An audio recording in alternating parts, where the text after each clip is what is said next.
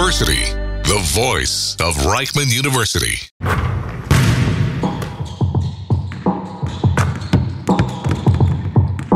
The Baseline.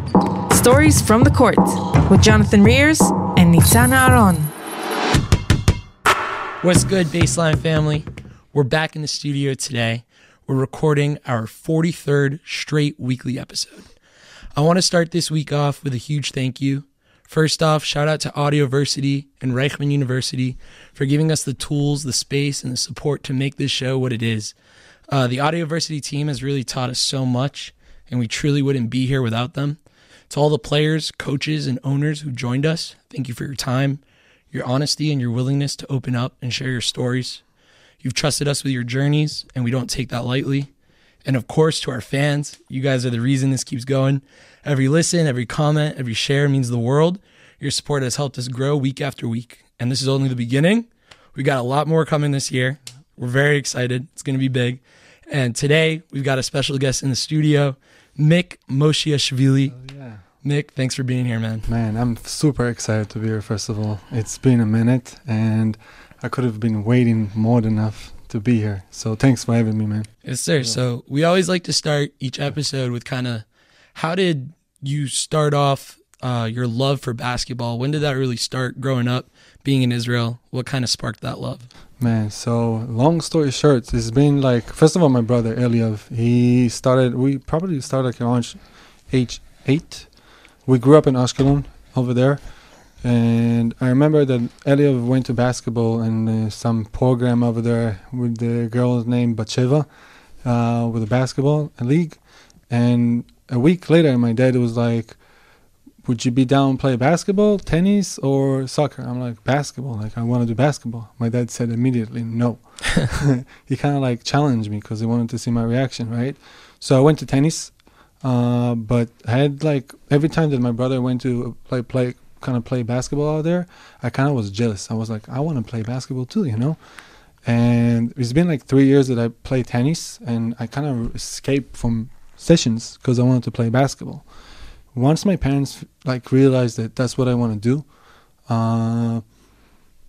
basically they saw it, and like I had an opportunity to play in the youth team for Maccabi Tel Aviv, because this is where my brother was there after like few years that he played basketball in Ashkelon. He got selected to play out there. So the coach back then was like, hey, you kind of tall enough, just come on in and play basketball. And ever since then, at age 11, we kind of fell in love with the game. So right. So a lot of what we're going to talk about today is development in basketball in Israel. So back then, this is 10 years ago, about 10, 15 years ago. So when you're growing up, 8, 11 years old, in Ashkelon, you said Maccabi Tel Aviv youth program, you were able to play with them. Right. What kind of did you see then as a league and as a country with basketball and development?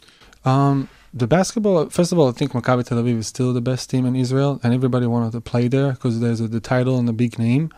But if you take me 15 years, 10 years now, basketball will be changed. You know, it's been changing a lot, and I'm really focusing on right now, ever since I started working with Dash, it's just like completely different basketball, you know? Obviously the basketball is always like developing and growing, you know? It's faster, more athletic, you know? People want to run fast and like score fast basketball. It's all about like 1v1.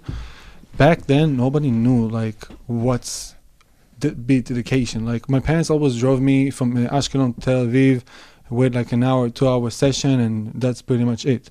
Nobody knew like the what we know now is actually to develop on the kid. Like it's not just like you finish an hour or 2 session for like basketball practice and okay, you're done for the day. No, you gotta dedicate. I always give a simple like simple example to the kids. Like look at your parents. If they're waking up and get up at 5 a.m., 6 a.m. to get to work, and they work 12 to 18-hour shift, there's no reason that you're not going to do the same thing. Nobody is asking you to go and work and like lift heavy stuff. People is asking you to dedicate your time to basketball if you want to become whatever, an NBA player or EuroLeague player or get it to the highest level. I always try to tell my kids from America and here is as long as you put the work in, and first of all, you got to have a blueprint. You can't just like wake up and be like, okay, I'm there at 6 a.m., do an hour session, 2 hour session, and I'm done for the day. That's still not going to be good enough for you. Right. Know? I forgot where I saw it, but some coach said, you know, yeah, you have team practice every day, Right. but you go into team practice, say whatever, you come 30 minutes early, 30 minutes late, that's not enough. Right. It's about what you do individually. Right. What, maybe you get 10 shots up during practice, fine, you got to go put up 500 on your own. Right. So that's really important. But moving back to you, going through high school, what was your situation like basketball-wise? Were you thinking ahead, pro career in Israel? What was kind of the thought process there? Like every kid dreams to get to the NBA or get to the highest level, you Right. know? Obviously, I wanted to get to the NBA, but realistic, I wasn't working hard enough to get there. I was good, I was tall, I was athletic, but I wasn't good enough to make it to the next level, you know? And my parents put everything, all the hours, all the money, the finance through me and my brother, you know? But if they even send us an age 15 to overseas, we played basketball in Spain for like, I was there for a year and a half. My brother was there for two years almost. And it still wasn't good enough, you know, like I'm really like thinking that as long as it's good to be in a team, and then in the day you got to like play, you know, you got to put yourself out there and play basketball, right? But if you don't know what to do, you got to find a good personal trainer for yourself. And it's not just basketball. You got to have a good personal trainer for lifting weights, good recovery, and also like train hard and stop complaining. You know, I hear a lot of kids want to say, I want to be in the NBA and I want to get to the next level. My first question is like, what do you do for that? You know, what do you sacrifice to get there? You know, and I ask them, what's your day like? Forget about Mick, forget about personal trainer, forget about the NBA. What's your day-to-day like? And they tell me, I wake up, I go to school, I go to practice, and I go to sleep. And I'm looking at them like, how do you, what makes you think you're going to get to the next level? And forget about the NBA. You're here in Israel right now. There's a beautiful basketball out here that you can still make it, you know? So as long as you work hard and you study the game, I don't think there's no problem for you to get to the next level. Definitely. And we talked about how you came back to Israel and you tried to go pro. It didn't work out. So maybe talk about that process, and then what kind of shifted to kind of put in that thought like, okay, that didn't work out. Now I want to be a trainer. Yeah. So when I moved to LA back in 2015, I basically quit basketball. I gave up basketball. I didn't care about basketball. I didn't even want to look at basketball, you know. Like on and off, I did watch like a game for like 5 minutes, and then I turned off the TV because I was like kind of hurt, like not physically but emotionally. Right. You know, I couldn't like look at it anymore because I was like, I was supposed to be there too, you know. And like I told you, when after 3 years in America, I moved back to Israel for like 6 months, and then I was like, I'm still young, you know. I'm 24 years old. I can still make it. So I'm going back home after 6 months being in Israel. And I start scrolling on Instagram, and I see Dash, you know. I reached out to him, and like surprisingly, he DM'd me back, and I was so excited. I was like, man, an NBA trainer is gonna like train me. For a kid who wants to be a trainer, Right. you sent out that message to Dash. What did you say? What kind of made him want to text you back? All I said, hey, do you work with unprofessional kids? And he said, how old are you? And he said, yeah, I'm 24. I played basketball overseas, and I still I'm looking for a trainer. I was like, just pull up 6 a.m. to LA Fitness in Woodland Hills. That's it. There you go. Yeah, so we had the sessions out there for like a week. I'm being honest, I couldn't afford that, Okay. you know. And a week later, we kind of like bonded, you know. We kind of like, we saw each other every day, and like he was like, hey, would you be down to help me out? I'm like, yes, like, let's do it. Like, you NBA trainer, one of the best trainers that I haven't seen personally, you know, and I know who you work with. You tell me a time and a place, I'm there, you know. And ever since then, we just built a relationship, you know. And like I said to you, it was like I was working for him for like a month or two, and then I was gone. Came back after 3 months for another 4 months, you know. That was a relationship with me and Dash. And the past 2 years, you know, I realized that this is what I want to do. 3 years, actually, when I got to Sierra Canyon. I fell in love with the game. Yeah, so you said Dash is one of the best trainers you've ever seen work. We even had Ryan Terrell a while back on one of our episodes, and he was like, he was at a gym basically waiting for one of his trainers or something. He was shooting around and it didn't work out, and he saw Dash training someone else, and he was fascinated about it. And he asked Dash, like, oh, like, what's the deal, blah, blah, blah. And Dash is like, come get your work in now. Right. Works out with him, and he goes back home and he's like to his parents, I found a guy. I want to work out with him. This is how it is. And a lot of guys say, like, Dash is one of the up and coming great trainers now, and he's been doing it for a long time. So you said been about 3 years. You worked with Sierra Canyon. Yeah. Tell us about your time there. Well, I remember I finished a session, like working out session out there, and that was on a Saturday. I went back. I used to live in like Beverly Hills area. Went back home, scrolling, see where is Chatsworth, where is Sierra Canyon. On a Saturday, there's less traffic in LA, and I'm like, oh, only 30 minutes. I can do it, you know. The next day, on a Sunday, I went out there, drove 30 minutes, and I'm like, okay, how do I get in? You know, it's a school. The security guy was like, no, you can't get in. It's a private school. Like, if you don't have a pass, just call next time. I'm like, okay. Comes up Monday, came back. I'm like, there's no way I'm giving up. No chance.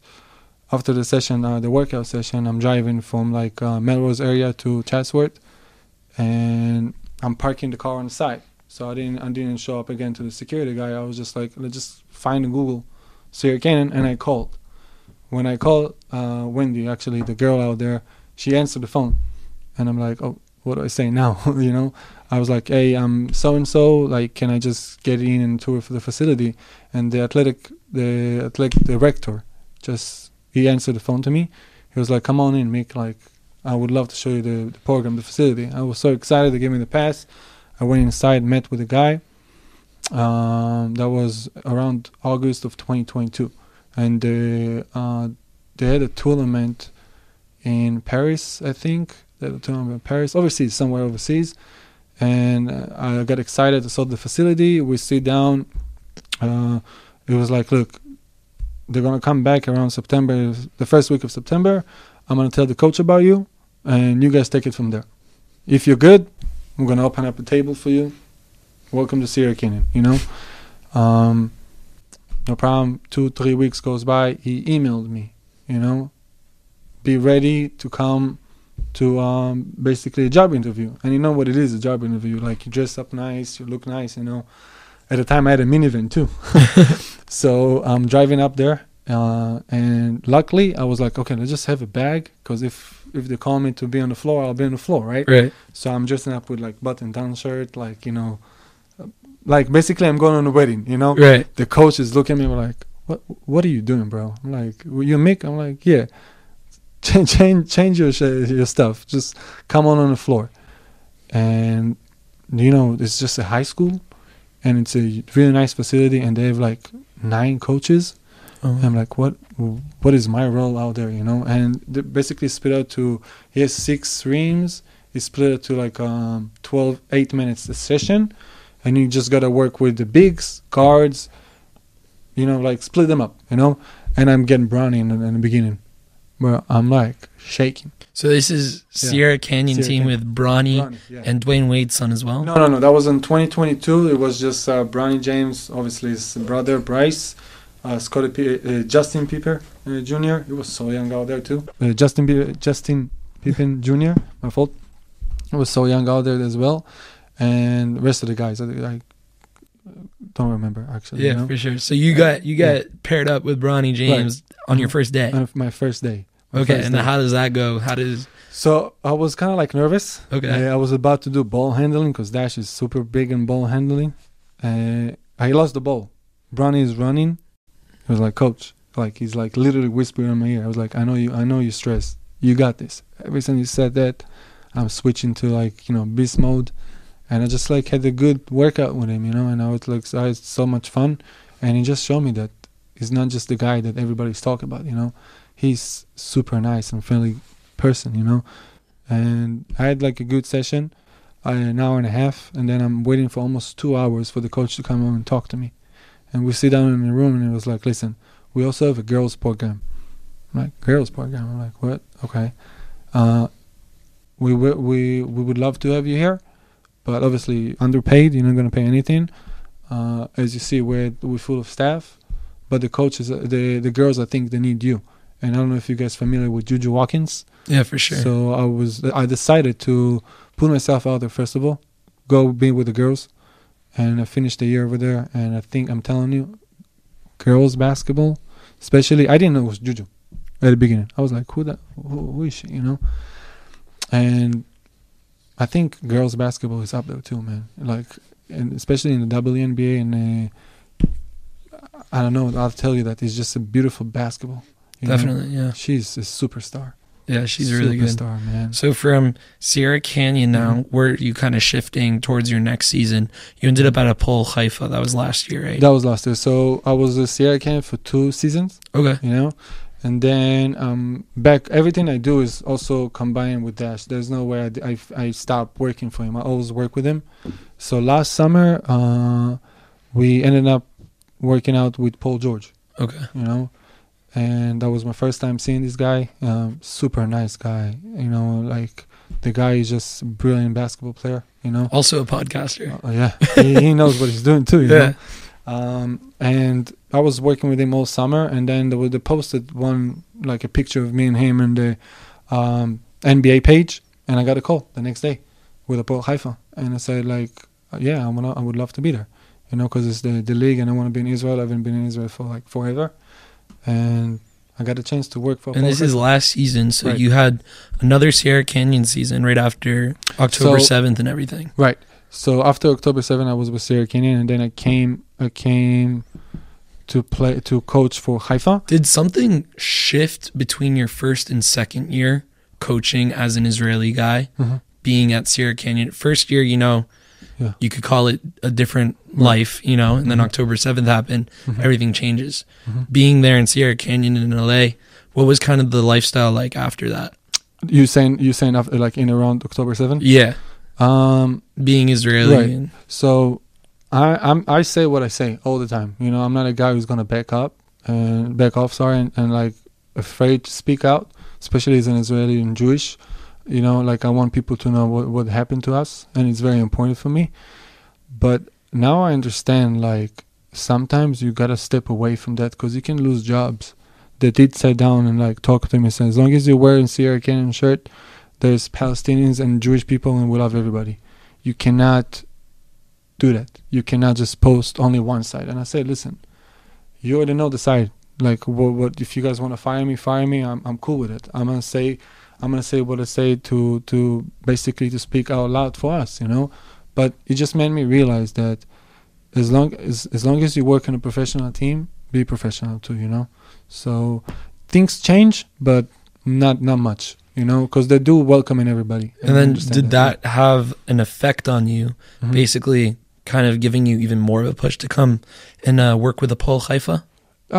No, not necessarily, man. It's just like my dream. I'm being honest with you. My dream is to work for the Premier League in Israel. You know, because I think the Israeli basketball, now that I've been here for almost a year now, I think is very development. You know, I think we have a great league. You know, people always think about the NBA. I want to be in the NBA. I want to be in a EuroLeague team, and I get that. It's like the highest level. You know, Right. But we have a good league. Yeah, It's definitely. very And competitive. Hapoel Haifa, unfortunately, didn't have the greatest season Right. last year. They ended up Right. delegating down. Did have some good players on the team, though. We actually had Dre Pickney on our show. He came out for a little bit, and he balled out. Yeah. So your first year kind of being a coach, especially in the Israeli league, what was that like, and how did you put in your developing skills from what you learned from Dash and from Sierra Canyon on the floor with Haifa? Everything. I basically, because I know that what the Americans looking for, you know, when they come, especially overseas. Because look, I'm still living in LA currently, but I know how hard it is, especially for the Americans to come to a place that they don't know, like what's going on over here, you know. And the Americans and they're used to play American basketball from high school from middle school all the way to college, you know, if they don't make it to the NBA. I basically brought my heart, you know, and the knowledge that Dash is teaching me from day one, and they loved it, you know, and they just loved it, because at the end of the day, when you focus on the player development side, it's just one-on-one, and they want to do that. They want to see it. They want to get the extra work, you know. That's pretty much. Any highlights or things you picked up from your season last year with Hapoel Haifa being in the first league? Yeah, everything. Fun. It's really fun. It's just fun to be around coaches, players, also Israeli players. You know, it's just fun. I cannot say anything better than that. It was my dream. Even if I was in Sierra Canyon and now with the NBA, I always watch the game because I think it's a good league. Definitely. And the league's up and coming, and we're going to talk about that. But Haifa finishes up, right? Season ends, and you go back to LA, and you work out with Dash again. And you've been doing this for a long time now, and you really got into it for the past 3 years. And, you know, you've created connections and bonds with guys like Kevin Durant, Jalen Green, like you said, Paul George. So what was that like this summer, really working out with him from a day-to-day basis? That was my first summer with Jalen Green. And I can tell you, the guy is just, forget about his work ethic, he's a human being. The guy, the first time he sees me, hey, my brother, how are you? You know, we don't even know each other. But the guy is about to be 23 years old now. Special man, like coachable. He everything Dash is telling him to do, he's doing it in the highest level. You know, and just fun to like work with him, guard him, give him the ball, like talk trash to him. You know, he just like, he has a love for the game. And it's not just me. There is Dash built a team, and I need you to know that. Like, he has a team around him that been with him for a long time. Mike, Justin, Chris.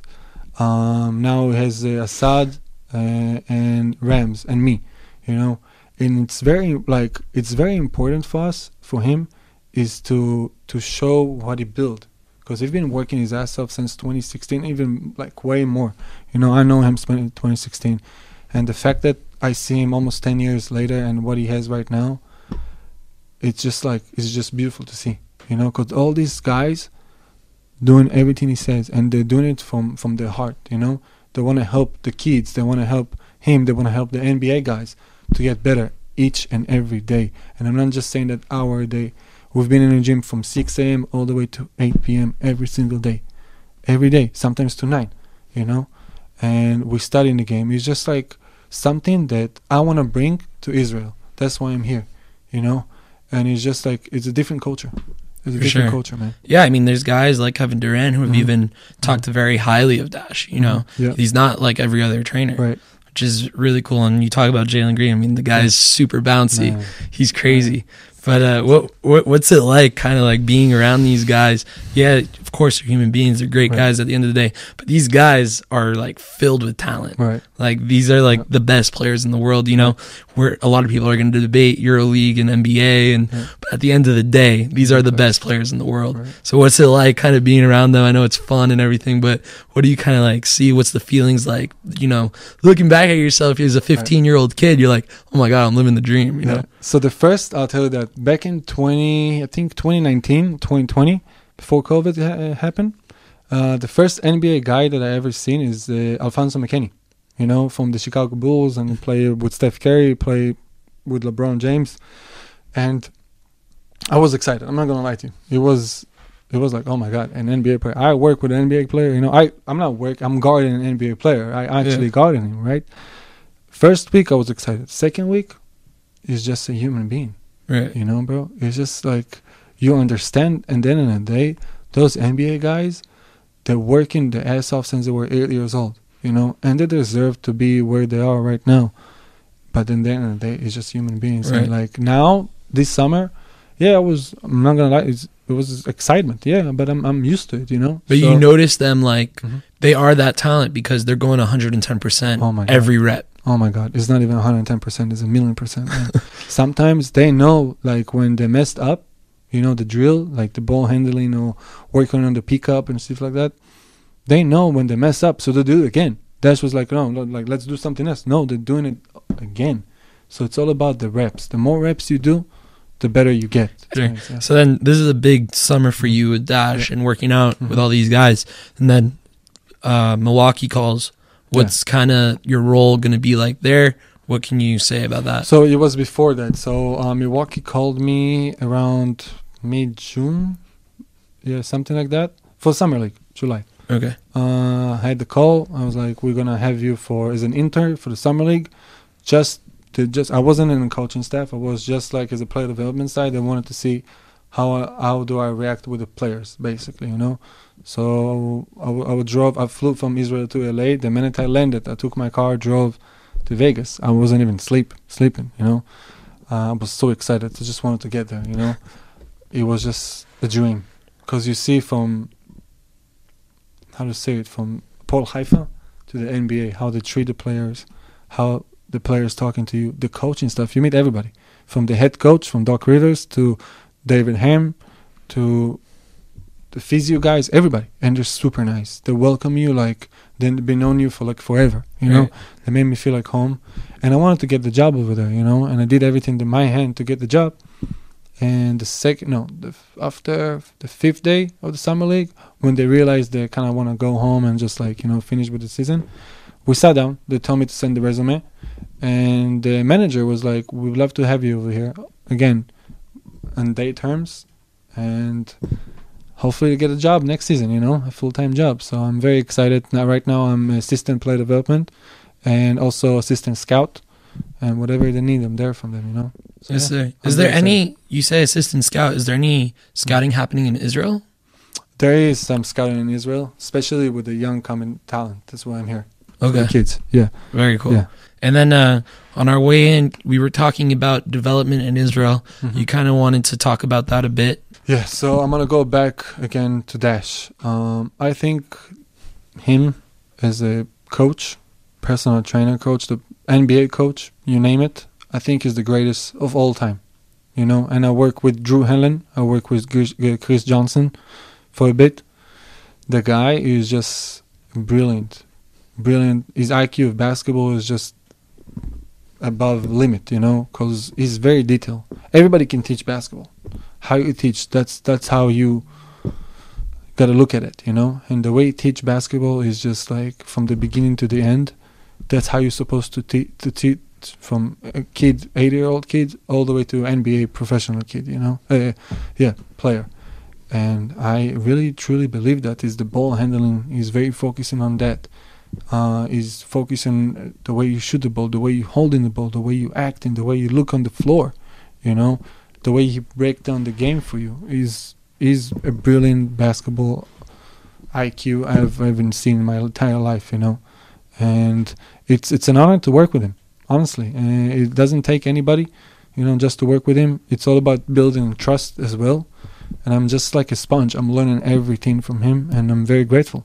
Very grateful to keep learning. And what we want to do in Israel is also develop the kids out here, because I grew up here, you know, and I don't see a difference between an American kid to an Israeli kid, you know.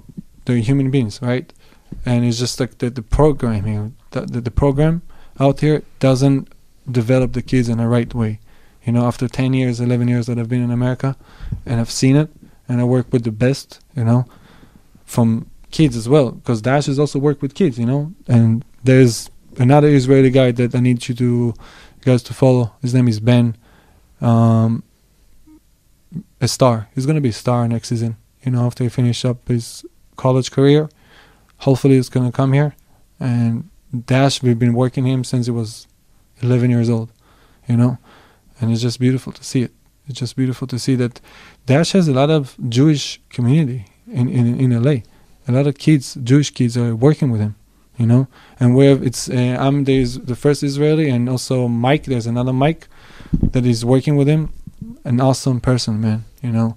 So there's 2 Israelis actually working for Dash. Yeah, for sure. So, and now you said the development is a little shaky here, which might be true. Mm-hmm. But now, kind of like as of late, past few years, you got a lot of guys who are making moves, you know. Yeah. Danny Wolf is an American raised guy. But Ben Saraf, Israeli raised, you know, first round pick with the Nets. Yeah. And you have guys like Omer Meyer, Eitan Berg, you know, Ron Sieper with LSU. Right. You know, a lot of guys who are in the development who are moving up and like they're going places. Mm-hmm. So what do you think is the deal with them, and how do you think they're going to kind of incorporate themselves with the NBA in college? I'm really happy that Ben Saraf got to the NBA. Is just going to show the kids that you can do it. You know, the guy come from literally nothing, you know, and really not good teams. And he's play for the Brooklyn Nets. You know, Yeah. that's incredible. I hope he's gonna have a great season. But my theory and the way I see it, Omer Meyer is gonna be the next star in the NBA. Yeah, the guy is just built different. Yeah. He's a we gotta call him Superman because he is just like a different monster, you know. Oh, Omer Meyer's Yeah, tough. I love yeah. the way he gets up on his jump shots. Like, Oh my god. it looks smooth. You know, he's very like fundamental. Yeah. He's good. He's really Every good. team that is gonna recruit him next season, they're gonna like be very happy with him. Honestly, man. He's got a good mind too. Yeah. He's very smart. Smart. He's watching the game. I know that he's watching film every day. That's the cool thing with the European Mhm. game is that you're playing pro ball from a young age. Right. You know, Omer played with the Maccabi Tel Aviv EuroLeague team last year. Yeah. You know, It's not easy to even to get in Maccabi Tel Aviv anymore. You know, like the fact that you, 16, 17 years old, get to play for a EuroLeague team, especially Maccabi Tel Aviv, you know, is just show you the guy is working so hard. You know, and I'll be honest with you, I don't even know who's his personal trainer. I don't even know how did he get to where he get. You know, it's just beautiful to see, and Yeah. I'm very I really want him to succeed. And in the NBA, he gotta Definitely. make it over there. good luck, Omer. Let's go, Omer. But as we're on the topic, Maccabi Tel Aviv, right? We got tonight, Mm. October 8th, Maccabi Tel Aviv versus Hapoel Tel Aviv, the first Tel Aviv derby in the EuroLeague, That's beautiful. but it's not in Tel Aviv. Sucks. But still a big game. Right. Still going to be huge watch. It's still history. Mhm. Maccabi Tel Aviv, Hapoel Tel Aviv. We got any thoughts about what's going to happen tonight? Man, so I grew up a Maccabi fan since I was like 8 years old. You know, I'm not a fan of any of them, to be honest with you. Yeah. But I really like what Ofer Yanai, right? That's his name. Ofer Yanai is doing, and I think he deserved all of his credit because the guy is just trying to win. Not trying, sorry. He wants to win, and we need more of Ofer, like people like Ofer to be here, you know. But what it does to the basketball and Israeli basketball, also in the EuroLeague, nobody. Let's just say it that way, that I wasn't believe that what he's gonna do. You know, I didn't believe that anything that he was doing right now, but you gotta see it to believe first, you know. And I think that he built a scary team. I don't think nobody wants to face Hapoel Tel Aviv right now. You know, they are tough. They are very tough. They have an incredible coach too. I don't know him personally, but I know he's Yeah. really good coach. So Hapoel is 3-0 Mm-hmm. in the EuroLeague. Yeah. And they're one of 3 teams, or sorry, they're 2-0. They're one of 3 teams out of the 20 who are 2-0. That's So crazy. we're seeing it. It's happening. Yeah. And I saw on Euro Insiders, they just had Ofer Yanai on their show. Yeah. And it's amazing what they're doing. But they kind of asked Ofer, like, how do we get the games to Tel Aviv this season? Mm-hmm. How do we make it happen?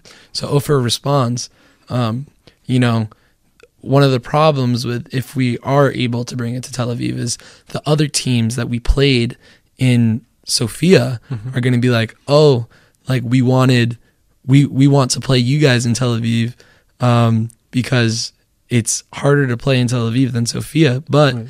if Ofer says like we're going to beat everyone in Sofia, that they have no choice but to play in Tel Aviv. So it's funny, but they really built a scary team, and like it's crazy because you'll go to an Israeli game, right? Yeah. And you can only sign so many players, Right. but you'll see in the stands like Vasa Micic and That's Dana crazy. Turu and Right. just sitting on the bench, not even suited up. Right. They really built something crazy, and Yeah. like you said, Ofer has a huge deal on the whole Israel basketball, and like He has a really good impact to everybody. Look at Paul Jerusalem.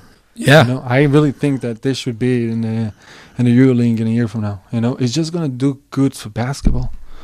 You don't understand. It's just like the more team that we have, more Israelis can come in and play for the EuroLeague. You know, and I don't see a reason why not. You know, I know and I understand it's a lot of resources and money and all that come involved. You know, it's not just Yeah. like everybody want to be in a EuroLeague. You know, it costs money too. But I think that the more Israeli teams that we have, the competition is going to be better, right, and it's just going to help the kids to understand that it's not just the NBA. yeah, You know? definitely. And we're seeing that. That's why Right. NBA is so involved in wanting to get NBA Europe running. I heard a source, Sideline Sources, they're a big source. They kind of said that Adam Silver was saying that NBA Europe might launch in 2027. Right. That's around the crazy. corner. It's You know, literally for now. That's big. And Ofer talks about a lot of these things, and he doesn't stop. You know, he always is saying This guy. stuff. So he was talking about Apoel Tel Aviv and Monaco are the only two teams in the EuroLeague who don't have a contract with the EuroLeague. Really? Yeah. I didn't know that. So they're basically kind of like in the air. They could stay in EuroLeague. They can go to BCL, whatever. But it's crazy because NBA Europe comes in, all these teams spike, Right. right? They go from being 100 million, 200 million teams to 500 million, Crazy. you know? And like you said, it brings a lot of income to Israel. It shows that there's really a lot of basketball outside of just America. EuroLeague is going to be interesting. Euro Cup is going to be interesting. You know, Hapoel Jerusalem really are trying to make their way up to. Oh, they will too. They gotta show us what's up. You know, Man, they're really- Adelson's a great owner as well. Right, man.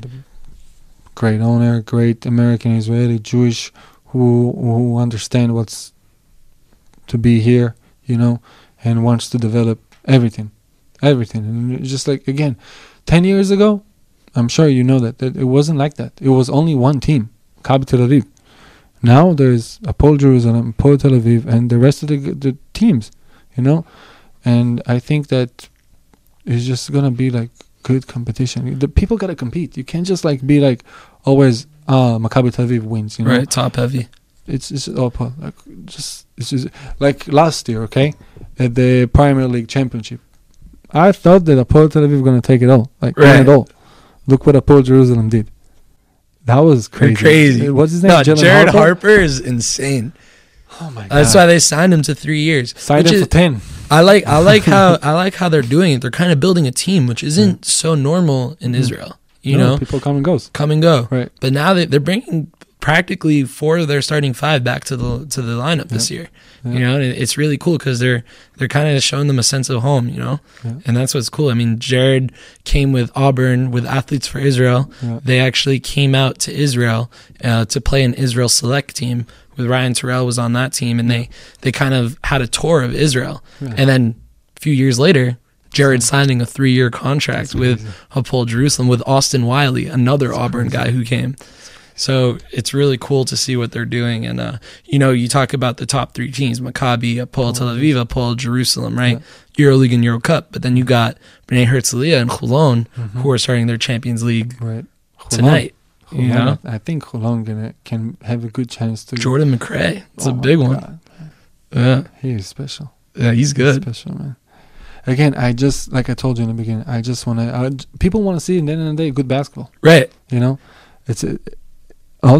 people pay for that. Yeah. So as long as you have a good league and a good basketball, And you kind of said like you're not a fan. And I also, whenever someone asks me like, oh, you follow Israel basketball, who do you root for? Right. I'm like, I just root for basketball. Yeah. You know, I'm a basketball fan, and the more the basketball progresses, the more fun it is to watch, and the more you want to get into it. And it's from top to bottom. Right. And it's really exciting. And I really think that we need to focus on the kids over here, man. Mhm. We need to focus on the development, just not in basketball, the way you look, the way you think about the game as well, and not just go to the court and shoot 1,000 shots. No, man, it's not just that.